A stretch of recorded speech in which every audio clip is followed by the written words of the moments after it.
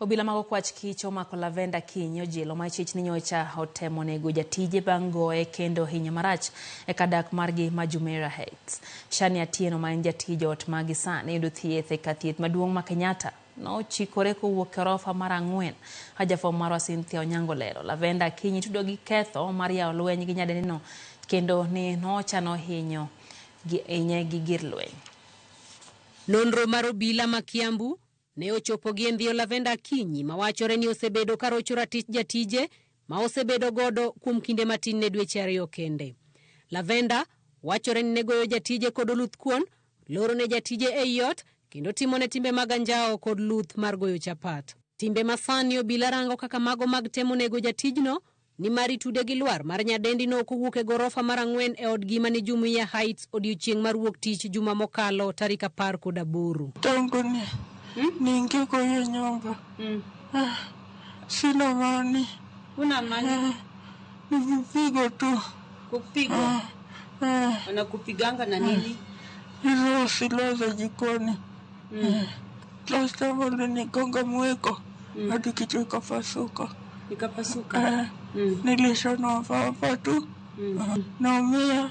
Nimefungiwa kwa nyumba. Hakuna mtu mwenye anaweza nisaidia.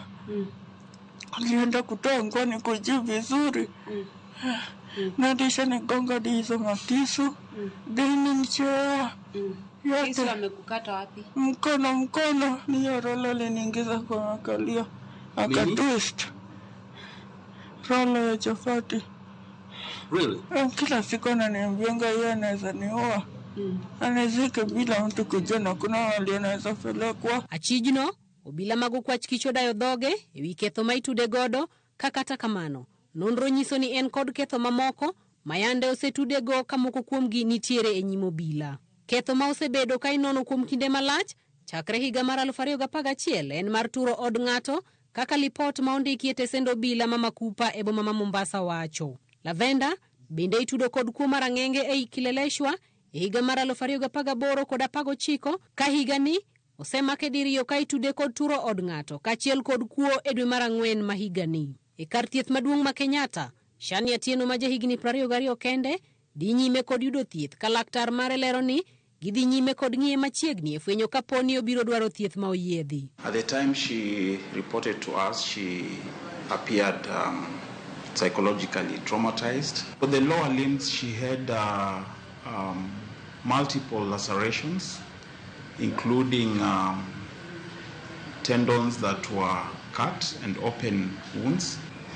For the spine, we already have preliminary investigations that have been done, including the CT scan, which showed some level of injury. Komachielo, jaohala kendo jatich ruoth Elias Njeru ma obila osebedo kaluwo ndache kuom kinde malach kod ketho mar chuo jaode pala nyadi 18 kendo weye kinda kuru kod Asumbi ne ochiwore owuon tesend obila kama bang'e ne ochope doho mamolo ma bang'e ne oweye kod rambu ma Sh200,000 bang' dagi ketho mane odonjne godo. The accused person is instructed not to interfere with the investigations that are still ongoing, and he should not go anywhere near the complainant or the victim of this case. Okil mar Njeru nowacho ni Njeru biro bedo tudruok kod obila e kinde duto mar timo nonro ka burano ogen mar luongo kendo e doho tarik 9 dwe mar 12. Cynthia Onyango, Ramogi TV.